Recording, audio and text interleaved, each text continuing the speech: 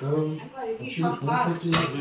নিজে একলা পড়ে যান, এখানে গিয়ে পৌঁছবো, সেখান থেকে পৌঁছবো, তারপরে যে গাড়িটি ধরবো। দারুণ খাবার, ভাত, ডাল, আলু পোস্ত, মাছ,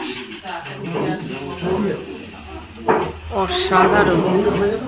কাঠমান্ডুতে আজকে আমাদের প্রথম ডিনার, ডাল ভাত আলু পোস্ত মাছ। এই যে রিসেপশন এরিয়ায় আমাদের ডিনার চলছে, সুন্দর। Good morning from Kathmandu. আজকে কাঠমান্ডুর সেকেন্ড ডে। কালকে তো রাত্রেবেলা ডিনার ফিনার করলাম, মাছ ভাত খেয়ে খুব সুন্দর ঘুমিয়েছি।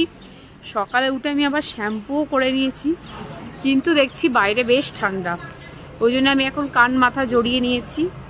যাচ্ছি এখন পশুপতি টেম্পলে, তো চলুন দেখতে থাকুন। মন্দিরের পথে চলেছি। হোটেল থেকে মন্দিরের দূরত্ব কিন্তু 5 মিনিট মতো। হ্যাঁ, যেহেতু আমাদের হোটেলটা মন্দির চত্বরেই ছিল। আর পথঘাট দেখুন কত পরিষ্কার, মানে ওখানে কিন্তু ময়লা টয়লার খুব কমই আমরা চোখে পড়েছে। আর এই যে এসে গেছি পশুপতি মন্দিরের প্রাঙ্গণে, চলুন ঢুকে যাওয়া যাক।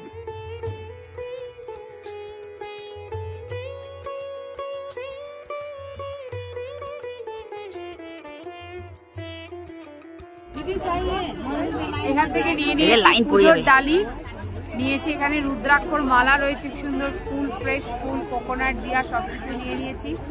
পুজো দিতে যাচ্ছি ওখানে, কারণ আমি একমাত্র যে চান শ্যাম্পু সবকিছু করেছি না, আমার মা করেছে, মা চান করেছে, দিলে তো তাহলে সুন্দর, খুব সুন্দর, এত সুন্দর পুজো দিলাম।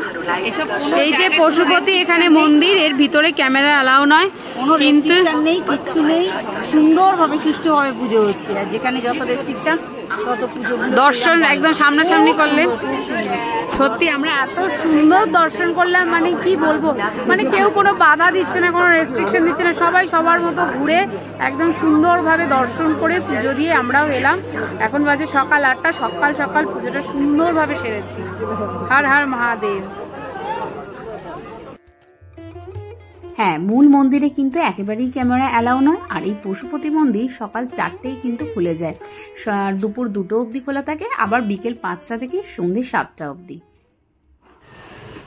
এখন হোটেলে ফিরে এসে এখন আবার করছি ব্রেকফাস্ট। আর এখানে চলছে আমাদের লাঞ্চের অ্যারেঞ্জমেন্ট।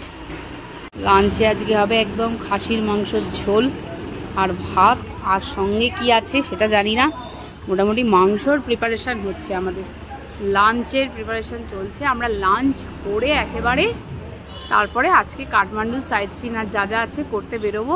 কিন্তু এখন আমরা একটু ব্রেকফাস্ট করে নিজেদের মতো হেঁটে আশপাশ যদি মার্কেট ফার্কেট যা আছে, যদিও এখানে একটুখানি দেরিতে এরা সব খুলছে, এদের এখন সবে ঘুম ভেঙেছে, কাঠমান্ডু শহর এখনও ঘুমিয়ে, একটু টুকটাক ঘুরে আসি, তারপরে দেখাচ্ছি। ব্রেকফাস্ট করে এখন যাচ্ছি একটু লোকাল মার্কেটটা দেখবো বলে, চলুন আপনাদেরও দেখাই। লিফট এসছে।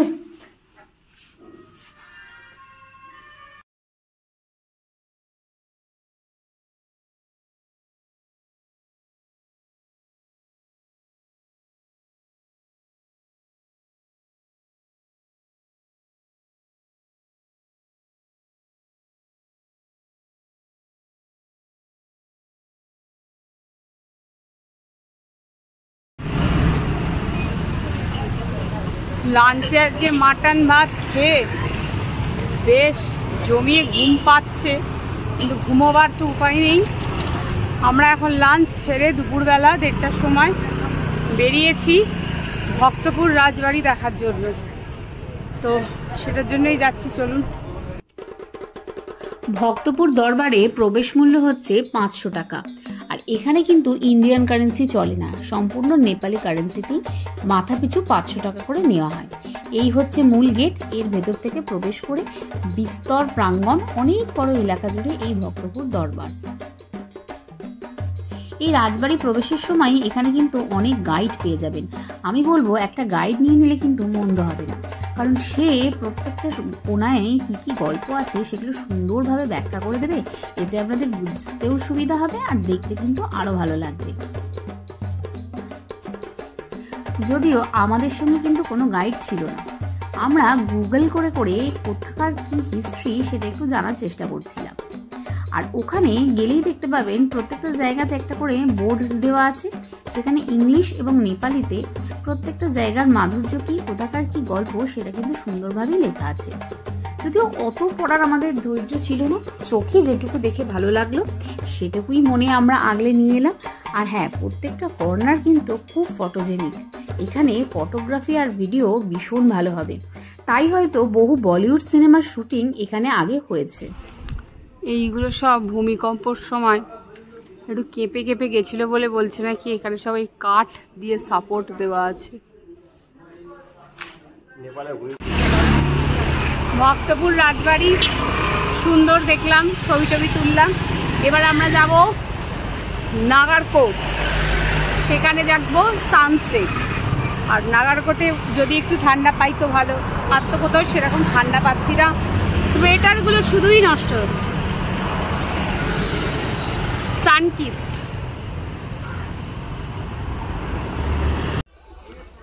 নাগারকোটে নেমে গেছি, সানসেটটা দেখবো। ঠান্ডা লাগছে না এখানে? হ্যাঁ, এখানে বেশ ঠান্ডা ঠান্ডা লাগছে, মানে 15 ডিগ্রি 16 ডিগ্রি মনে হচ্ছে এখানে। মাথায় চাপা দিয়ে দেবো এবার। সোয়েটার চাদর, সোয়েটার আনেনি, চাদর এনেছি, ভাল লাগছে ঠান্ডাটা।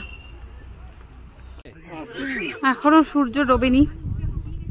উনি বাবারে, একদম ঠান্ডা হাওয়া দিচ্ছে, অনেকটা উঁচুতে উঠেছে। হ্যাঁ, যা ঠান্ডা হাওয়া দিচ্ছে, আর সানসেট হতে অনেকটাই সময় লাগবে, এখনো 5টা 5:30 মনে হয় বইতে যাবে এখানে সানসেট হতে। প্রচন্ড ঠান্ডা হাওয়া দিচ্ছে।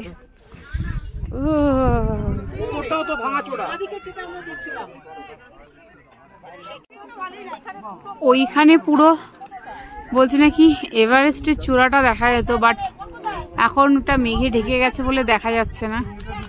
আর এইটাতেও ওঠা যায়, উঠছে, বাট আমাদের সিঁড়ি দিয়ে উঠতেই দমটা বেরিয়ে গেছে, অনেকটা সিঁড়ি উঠতে হলো, আর অনেকটা উঁচু এই জায়গাটা, সেই জন্য এতটা ঠান্ডা হাওয়া দিচ্ছে আর ঠান্ডাটা লাগছে।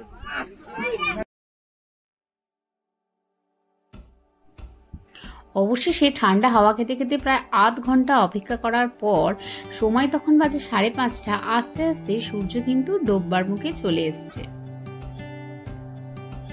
আর সানসেট সে আবার এমন কি বড় কথা, কিন্তু বিশ্বাস করুন, পাহাড়ের কোলে যখন কুসুমের মতো লাল হয়ে সূর্যটা আস্তে আস্তে ডুবে যাচ্ছিল, তার রূপ ওই ঠান্ডায় কাঁপতে কাঁপতে অসাধারণ লাগছিল। তো এইভাবেই আমার কাঠমান্ডুর প্রথম দিনে পশুপতি মন্দির দর্শন থেকে শুরু করে সূর্যাস্ত দিয়ে শেষ হলো। আর তারপরে অপূর্ব সূর্যের আলোয় লাল রাঙা একদম কাঠমান্ডু শহর, পাহাড় থেকে যখন আমরা নামছি ঝিকিমিকি আলোয় অপূর্ব সে সৌন্দর্য দেখতে দেখতে আমরা ফিরে এসেছিলাম হোটেলে। আর তারপরেই আবার ওই যে ইভিনিং স্ন্যাক্স, সেগুলো খেয়ে রাতের ডিনার করে, আর সেদিনকে যেহেতু আমরা লাঞ্চে মাটন খেয়েছিলাম, রাতের ডিনারে কিন্তু আমাদের ভেজই ছিল, তাই সেটা আর ক্যামেরাবন্দি করিনি। তো এইভাবেই খাওয়া দাওয়া সেরে রেস্ট নিয়ে সেদিনকার মতো দিনটা শেষ করলাম। আর আশা করি ভিডিওটা কিছু ভালো লেগেছে, আর ভালো লাগলে কি করবেন, চ্যানেলটাকে সাবস্ক্রাইব করতে ভুলবেন না, ভিডিওটাকে একটা ছোট্ট লাইক করে দিন। দেখা হচ্ছে কালকের আবার নতুন একটা পর্বে। আজকের মতো টাটা।